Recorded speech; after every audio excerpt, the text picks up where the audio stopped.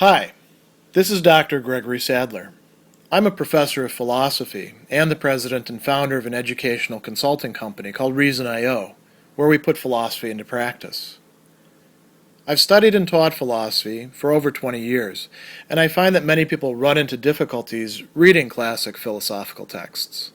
Sometimes it's the way things are said or how the text is structured. But the concepts themselves are not always that complicated, and that's where I come in. To help students and lifelong learners, I've been producing longer lecture videos and posting them to YouTube. Many viewers say they find them useful. What you're currently watching is part of a new series of shorter videos, each of them focused on one core concept from an important philosophical text. I hope you find it useful as well.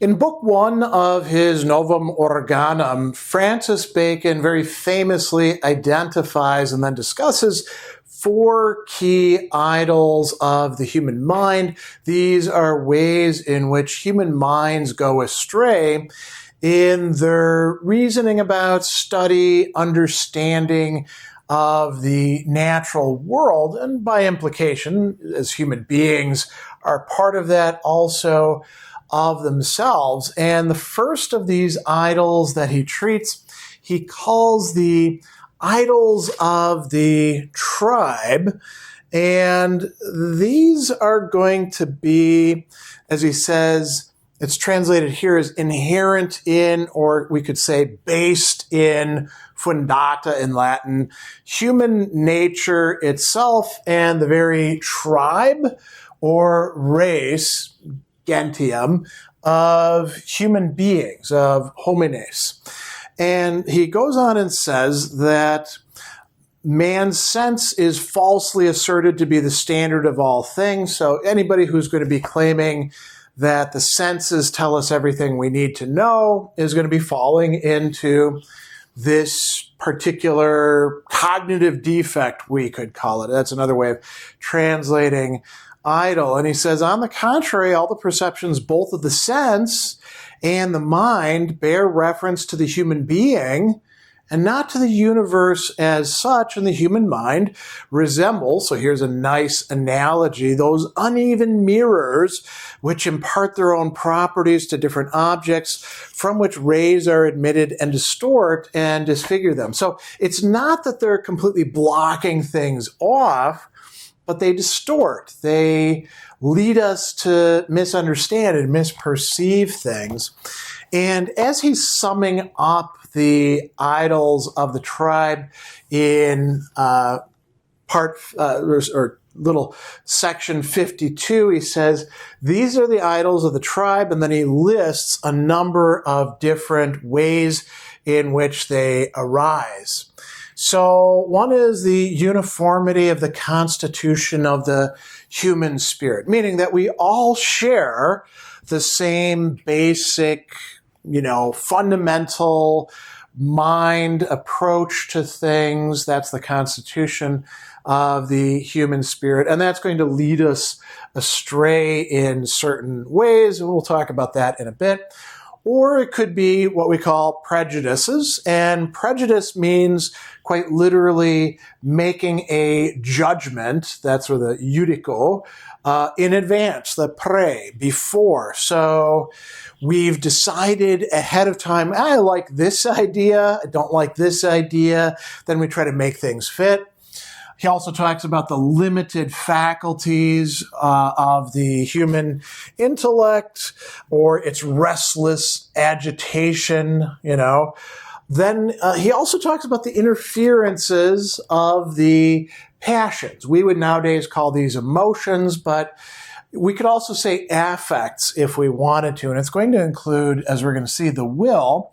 And then he talks about the incompetency, the lack of competence of the senses, which we rely on a little bit too much. And then finally, the mode of their impressions. So there we're talking about not just the senses, but as we're going to see, the intellect as well, which is deriving information from the senses.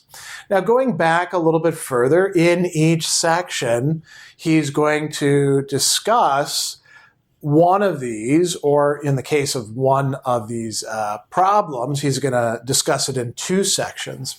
So we begin in section 45, where he says that the human understanding, because of the way it works, it easily supposes a greater degree of order and equality in things than it really finds. So he's going to go on and say a lot of things in nature are actually not that simple. They don't fall into patterns so easily. They could be sui generis, that means of their own type, or irregular. But the human mind, the human intellect or understanding, intellectus, is going to invent parallels and conjugates and relatives where these don't actually exist. What is he talking about there? We want to see regularity and order and perhaps even equality of things where they don't genuinely exist. And so we project that outward, or we see it. And he gives you an example of this. The fiction that celestial bodies move in perfect circles. So think about the planets, rejecting spiral and serpentine lines except as explanatory terms. Okay, so the planets don't actually follow perfectly round orbits. And if we paid closer attention to the observations that we can make, we would figure that out, right? But instead we're like, round is good enough. And we're sort of steered towards that. He's using a 4-element theory here that was quite old. And he talks about the element of fire being introduced with this peculiar orbit to keep square with the other three, which are the object of our senses, right? And so he's onto something there. We do introject a lot more regularity into nature than perhaps is actually there. And that's something that we human beings generally do, right? Then he talks about, these prejudices. So he says that the human understanding, when any proposition has once been laid down, either from the source of general admission and belief, right? So everybody else thinks this way, and our teachers thought this way, so we think this way as well, or everybody in our part of the world thinks this way. Or, now notice this motive, from the pleasure it affords. We like to think in certain ways. What happens then? So the human understanding forces everything else to add fresh support and confirmation. It's already got a bias. It's going to reinforce that bias.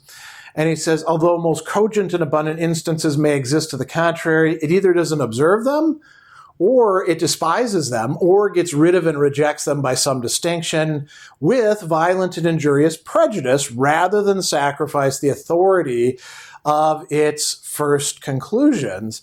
And then he's going to bring up, things having to do with astrology, superstition, dreams, omens, all of those sorts of things. And he says that this also happens in philosophy and in the sciences, in which a settled maxim vitiates and governs every other circumstance, even though the latter be more worthy of confidence. So, Bacon is diagnosing this in the philosophy and science of his time. I think this is something that we can find in philosophy and even the sciences of the present as well. There's this sense that, we figured everything out. These are the right ways of looking at things. We're not going to consider anything else. Well, that's to fall subject to a prejudice. And again, very common to human beings, right? He's going to talk then, and this is going to be in two sections, 47 and 48.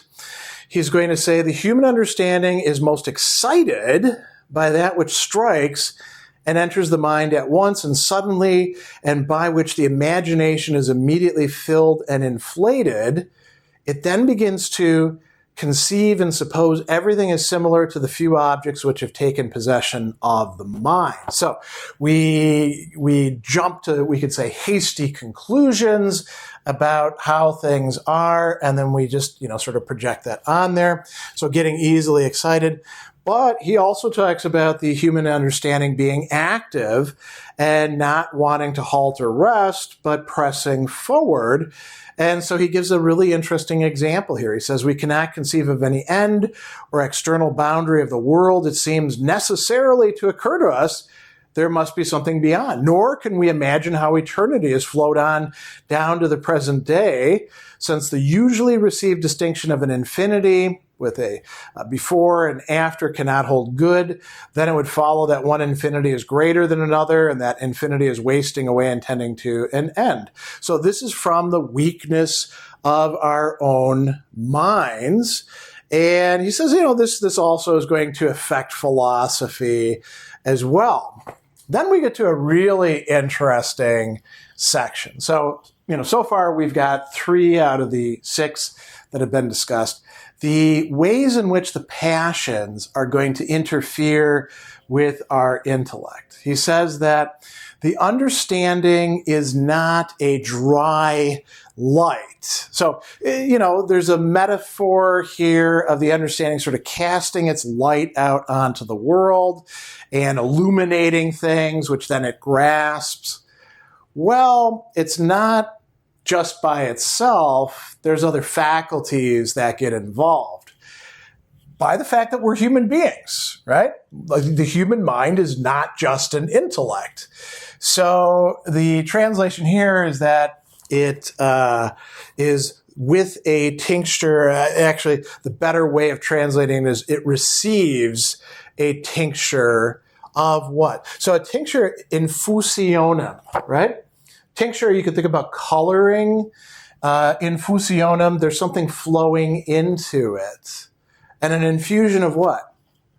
The will, the voluntas, and the passions or the emotions. And he gives a number of interesting examples. So he says that a person always believes more readily that which he prefers. There's the will at work. He rejects difficulties for want of patience in the investigation. He doesn't want to spend a lot of time trying to figure things out. Sobriety, because it limits his hope. The depths of nature from superstition. The light of experiment from arrogance and pride, lest his mind should appear to be occupied with the common and varying objects. Paradoxes from fear of the opinion of the vulgar. In short, his feelings or passions imbue and corrupt his understanding in innumerable and sometimes imperceptible ways. And we should mention that, there are a number of informal fallacies that single out particular emotions, like appeal to fear, for example, right? So that's what he's talking about here. Then he's going to talk about the senses themselves, the human senses that we have, sight, hearing, smell, all of those. And he talks about, he had talked about the incompetency, which is basically just a transliteration of the Latin term here. But he brings in 2 other terms, dullness, stupor, right? So a lack of perception in the thing that should actually be perceiving. And then errors, phylakis in this case, of the senses. And what is the most key thing that he's going to focus on here? He says that contemplation mostly ceases with sight. So the things that we're going to think about, we are relying too much on our sense of sight. And he says that a very scanty or perhaps no regard is paid to invisible objects. What would be invisible objects? Spirits enclosed in tangible bodies, right? The more delicate change of formation in the parts of coarser substances, where we're not talking about spirits, but we're talking about bits of matter that are too small for us to observe. And he says that if we don't actually understand these, we're not going to understand nature. The very nature of air and bodies of less density is almost unknown. Why? Because the senses are weak and unerring. What do they tell us? Air is just there and it's like this transparent medium. We don't actually know what's in it because we rely too much on our senses. And here he's going to lay out a rule for us. He tells us that you shouldn't be relying on the senses as your ultimate judge of what's real or how things are. You should do experiments, right? Experimenta, put things to the test. And the senses should only judge the experiments. The experiments themselves should be the judge of nature, natura, and the thing itself, res ipsa, the thing that you're trying to understand or study. So the senses, there's some things where they can tell you something. Is this book brown? It looks that way to you. Great, that's fine. The nature of books, maybe not so apparent to the senses, right? The matter that the book is made of, why it looks brown to you, that's going a bit beyond the senses. And then finally, he talks about how the human understanding, by its very own nature, is prone to abstraction. That's not bad. We have to do abstraction. Otherwise, we couldn't be able to say, this is a book, this is a chalkboard, these are words. We use general terms like that. However, a lot of times we abstract and we think that things, as he's going to say, are fixed when actually they're fluctuating, when they are changing.